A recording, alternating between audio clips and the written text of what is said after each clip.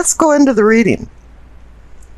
The bottom left-hand card for the base of your spine for sourcing and urgings is a death card. You're going through a transformation, or you're starting a transformation. You're going to start calling things, particularly old beliefs that are no longer serving you. Change is your friend. Don't make it your enemy, because if it is, and you resist change, there'll be loss. Things now are happening for a reason, so allow it to flow freely and easily. Fate leads the willing and drags the unwilling, because once death gets a hold of you, this transformation is going to happen regardless. And the great thing about this is the death card is ruled by Scorpio and Mars and Pluto. This is your card. It's saying, hey, the sun is going to start shining on you. Death is a beacon to conclusions. And now you're the phoenix rising from the egg-shaped ball of myrrh that combusted into flames, and the bird is in rebirth. And this is what's happening. It's a transit to a new chapter in your life. It's cathartic. And here you'll see in the center card is the Fool, and he'll be freed by death's transformation. And the clarification card for death is the Wheel of Fortune. I think Scorpios thought they would never see that card again in their future. Oh my goodness. This old paths traveled lead to new forks in the road, new discoveries. The balance of life is changing, unveiling revolutionary prospects for you. But these all require transformations, adjustments, and the wisdom to ride the positive flow. Evil in the past can transmute into good fortune in the future. This is disorder making way for order. Change is at hand that dramatically sways from the status quo. And the one thing you have to do is let go of the past. The present is already the future, and the past is always present in our lives, but we can't let the past haunt us. The fate of the Wheel of Fortune is out of your hands, just like the transformation for death. This is happening. The fates of fortune are on your side, and the wheel is on the upswing for you. The main card above for your pelvic or sacrum is the Two of Pentacles. This is a card about decision, partnership, and balance. And it's only a natural progression for you to start making decisions now that you're going into a transformation. As I said, new things are coming, new discoveries, you're adjusting. And now you have to start making some good decisions. This is no time to drop the balls while they're in the air. And the clarification card is the Three of Wands. What an excellent card for next to a decision card. The Three of Wands is movement. You've made some decisions, and now the wheels are going around, and plans that you've made are becoming a reality. And for your spiritual awakening and your personal growth category, this is wonderful. The card for your solar plexus, for your sensing and feeling, it's the Six of Pentacles. It's a card of alms, giving to the poor, feeding the hungry. But here I'm kind of sensing it's something a little different, and it's on a cosmic level. It's more like the universe is finally being charitable to you, and the tides are turning in your favor. And this is being reinforced by all of the precursor cards that I just discussed, and also with the clarification card, the Sun. It's a new day dawning. It's offering clarity, understanding, fulfillment. Suddenly things are in focus. The lifeline rays of the sun are warming you. It's like a purification. This is an illumination of spiritual enlightenment. And illumination in Latin means spiritual enlightenment. But here simplicity comes into play. It boils down to freedom of complexities, honesty, sincerity, unpretentiousness with an indescribable feeling of wholeness of your being. The sun's not only shining on you, with enlightenment now, and knowing that you should act with simplicity, it's shining in you. The center card for your heart, or the heart of the situation, you receive the Fool. This is like pushing a reset button. It's time to reset everything. All the bad things are gone, and you're now on a new self-discovery of enlightenment and wisdom. You are spiritus, the breath of life. That's what the Fool is. He's willing to go on a new traverse and discover new things and do some self-discovery at the same time. And the clarification card is the Queen of Cups. Regardless of male or female, this is you again, Scorpio. Cups, emotions. The deep water, which is either tranquil or turbulent. But here she's looking into a cup with the cover over it. And it's saying, use your intuition. Allow it to guide you. On the bottom right for throat, for communicating and teachings, receive the King of Swords. This man is a minor arcana card of the Emperor. He uses words and has judgment. He controls his kingdom, like the Emperor controls his empire. And it's now saying, you're taking control of your life. But you're going to have to be careful because the sword's pointing up to the Devil card. But we'll get to that. Now the clarification card for the King of Swords is the Empress. This is the energy of the Emperor and the Empress.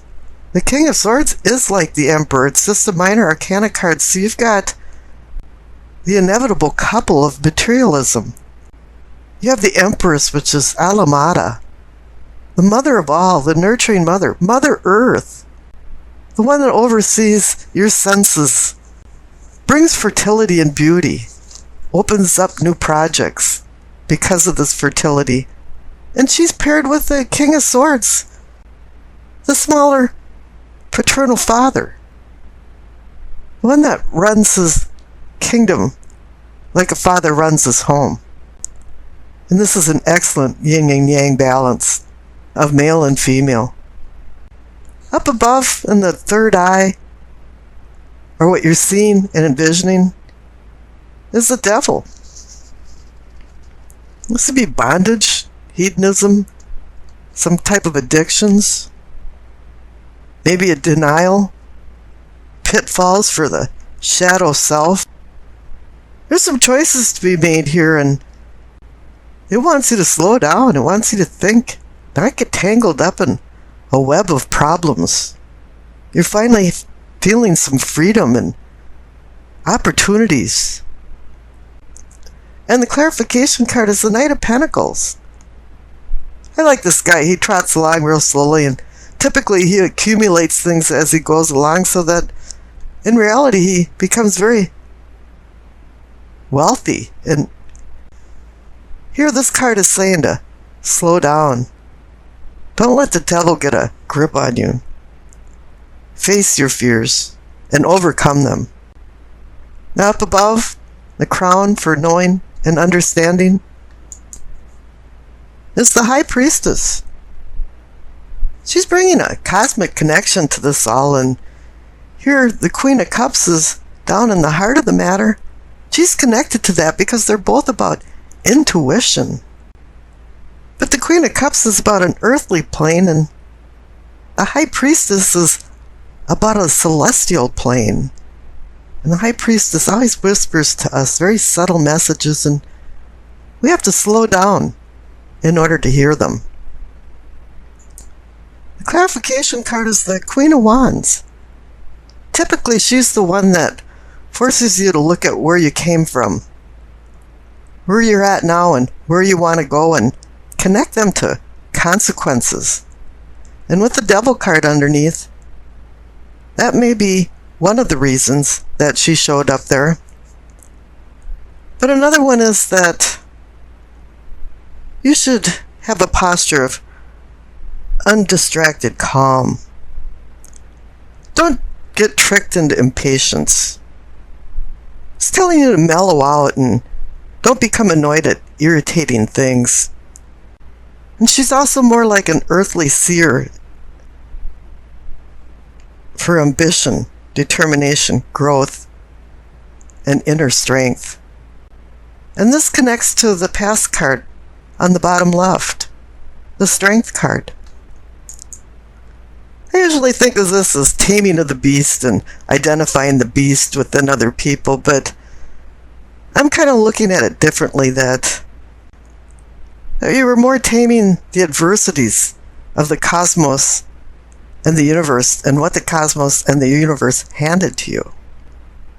You have now mastered many of your challenges that you felt like might have mastered you in the past, but no longer. You have spiritual, mental, and physical strength. And the Future card on the right is the Ace of Cups. How wonderful. Cups, Scorpio, given a new beginning. Just like the Death card for transformation in the Wheel of Fortune. There's a bud of new beginnings struggling to bloom. This is only a promise, but you have to stay away from the devil. Make some good decisions. Continue with the strength. Continue with the sun shining on you and in you, and listening to the High Priestess. And you'll find deeper and more fulfilling emotional love. Love for your significant other, love for family, and love for friends. Okay, the Durian Virtue card is patience. Now is the time to learn, study, and gather information. Enjoy being a student, because in the future, you will synthesize your knowledge into action. And then, as I said, you're transforming.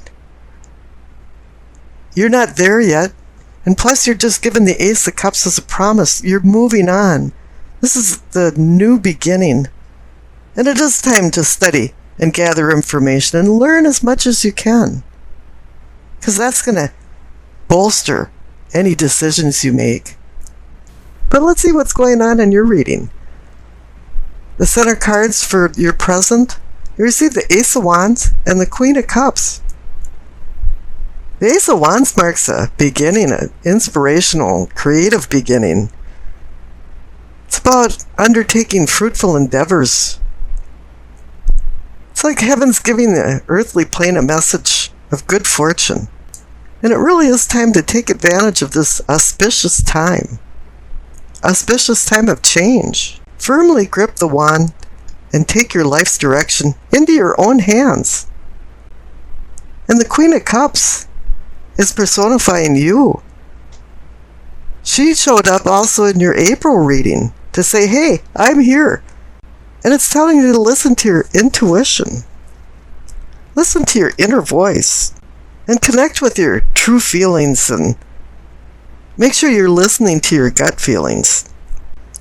One thing about the Queen of Cups is that she can give really good advice, but she can't follow her own good advice. And I think that's something that you should keep in mind as you go through the latter part of April. Now, up in your prospects, you receive the Page of Swords and the King of Cups. They're polar opposites. The Page of Swords is about mental acuity, but he doesn't have the maturity of emotional control. And he acts like a secret agent man and sneaks around and gets dirt on people and becomes a gossip monger, and using words hurtfully. And the King of Cups, he balances out the unconscious with the conscious control of emotions. He's mastered his passionate emotional self. And I pulled a clarification card for the Page of Swords and the King of Cups, and you received the Ace of Swords. The Ace of Swords is very fickle. There's two edges to the sword, and it can cut and undercut, or it can heal and rebuild. So do you want to act like the Page of Swords or the King of Cups when you're in control of the Ace of Swords? It's all up to you and your own willpower. We're given free will as humans, and we have to exercise it carefully. Now the past cards are the Emperor and the Page of Pentacles. The Emperor is a quintessential leader that uses spoken and written words to make laws and regulations. He's the energy of structure, responsibility, and order. And he's reminding you to take control of your life. And the Page of Pentacles, if I had any page watching my back, I would choose the Page of Pentacles because I call him Mr. Responsible. While the other pages are in college and dancing on tables at the party, the Page of Pentacles is at the table in the library reading, researching his goals in life. And it appears in the past you've taken responsibility for your life. Now down at problems, you receive the Six of Cups and the Star. The Six of Cups is about memories, childhood memories, and conjoined with the Star, it can be about maybe somebody from your past walking into your life, or having a guardian angel overseeing you, helping you through difficult things. It's evidently something happened in your past that you need to heal from, because the Star also indicates hope and healing. It's a beacon that guides us to land our moorings safely into a harbor. I always like the analogy that Dante used the star to get out of the inferno, or what he considered hell. And up in the possibilities, or possibilities for prosperity, you receive the Two of Swords and the Chariot. Two to me means decision, partnership, balance. But here this woman has her arms crossed in front of her heart chakra. She has to make a decision about opposing forces, and it's a difficult decision. But her sword is pointing to the King of Cups, and she wants you to personify the king and have emotional control in your life. And this is reinforced by the clarification card, the Chariot. The Chariot's about discipline, strength, willpower, self-control. It appears you have to decide this Dr. Jekyll and Mr. Hyde thing, because either you can act like the Page of Swords and use words to cut and hurt, or you can be the King of Cups who has the emotional maturity to ground his life and move forward.